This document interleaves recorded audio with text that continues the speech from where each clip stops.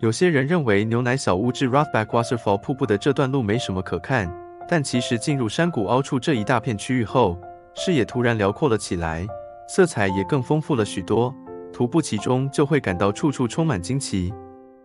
Outdoor Active 网站有从 Salem 步行到 Rothbach Waterfall 的详细步行资料，有需要的朋友可以上网查阅检视。走来走去，不管怎么走，目标地点 Rothbach Waterfall 都一直在眼前，但好像就是一直走不到的感觉。原先目视的小瀑布有渐渐变大、变清楚的感觉，可能因为如此，有些人便会觉得往 Rothbach Waterfall 这一路似乎没什么看头，目标物在上湖就已看到，只是大小有差而已。虽然前一张与这张照片的内容物似乎相同，不过这是踩踏过多少烂泥之后，才将距离缓缓推进的结果。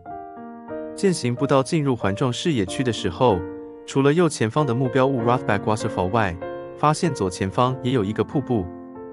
再往前推进一点的时候，左前侧这个瀑布就更清楚了。查了资料，原来这个瀑布叫做 Lantau Fall。步行其中，任意转个角度，都会觉得眼前的美景不可任意错失。相机拿起来调了调，转啊转，总希望能将当时的感觉或是全景纳入，但这当然绝对是事与愿违了。美景还是要亲身体会方觉真实。其实就一直在路径上走，前1分钟与后1分钟的视野感觉就是不一样，不知是因为拍照的关系吗？这张照片与抵达瀑布下方的时间竟然差了近15分钟。临近瀑布下方的森林时，难得见到步道小径旁树立了一指人工物，指示牌内容向游客介绍说明此处的地形地物相关资讯。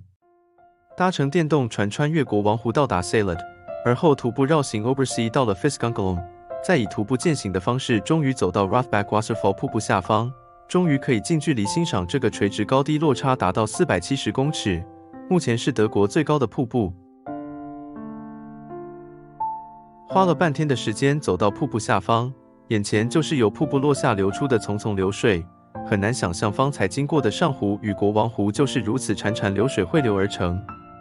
登山健行活动抵达目的地后，最喜欢做的一个动作就是回首来时路，刚才花多少力气与时间走过来，待会也要用同样的时间与精力走回去，不同的只是来时盼着目标，回程想着家里。山区过了中午之后，气温变化无常，气候诡谲多变，时而阳光露脸温暖宜人，太阳公公一躲起来，温度立即骤降许多，尤其是处于这种山头还积着雪的山谷里，能及早撤退就赶快走吧。斜射的光线可以直接反映出山里的状态，尤其是在这种昨天还下着雨的山谷里，大家赶紧加快步伐，快步向前。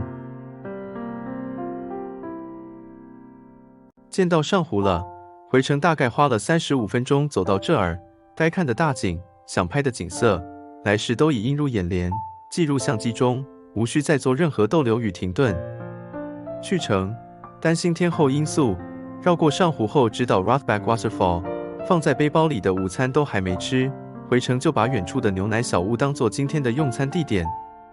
位于上湖旁的 Fiskungalom 是一座高山农场，屋内是一家小型的卖店，里面贩售着自制乳品与面包等简单餐点，一旁的小木屋则为洗手间。牛奶小屋的座位不多，此地无人招呼，自己找到位置就坐下来，想喝利用纯净湖水养殖牛只挤出来的牛奶，请自己到一旁的贩售窗口购买拿取。我们运气还不错，最靠近湖边的这桌游客刚好离开，这里当然就顺理成章地成为今天午餐的地点了。大家吃饱喝足后，沿着上湖旁的湖岸步道回程。虽然来时已拍摄许多照片，但还是偶尔心痒地拿出相机来拍摄几张。光线配合下，让上湖犹如一面镜子般的将山峰巨岩如实地映射在水面，如此洁净无瑕的山峰倒影，以往只能在明信片中见到，现在却活生生地出现在眼前。虽然是真实场景，但就是有些不真实的感觉。大伙在回程的步道上快速地健行着，纵然行走在郁郁葱葱的树林里，依然头也不回地大步向前。站在上湖步道唯一的制高点上，可以看到碧绿清澈湖水渐层感染，湖岸森林则由绿逐渐转黄，色彩变化下再搭上一位行色匆匆的游客，这幅游记美景中将烙印于我的心里。光线偶尔乱入散射，让上湖步道变成犹如绿色隧道一般，也使行走其中的我们，宛如进入日本动画大师宫崎骏的奇幻世界。在2019年上湖丰原前3天造访，当时真有些担心天气问题，怕天候不佳，怕温度太冷，还好雨势及时停止，气温也在忍受范围。除了国王湖水清澈的令人赞叹，国王湖的秋色亦让人怀念不已。